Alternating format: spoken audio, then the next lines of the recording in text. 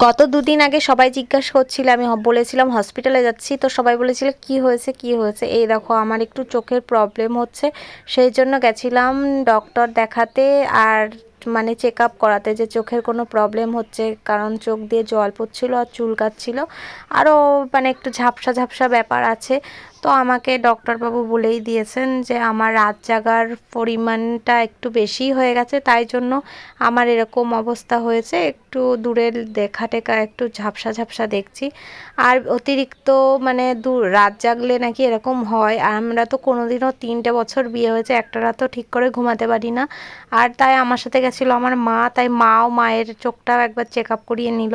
তো আমাদের check up করানোর পরে বললো পাওয়ারটা বেড়ে গেছে, তো আমাকে বললো চশমা দেবে। তো ভাবলাম তাহলে চশমাটা একবারে নিয়েই যাব, তো সেই জন্য বসে আছি।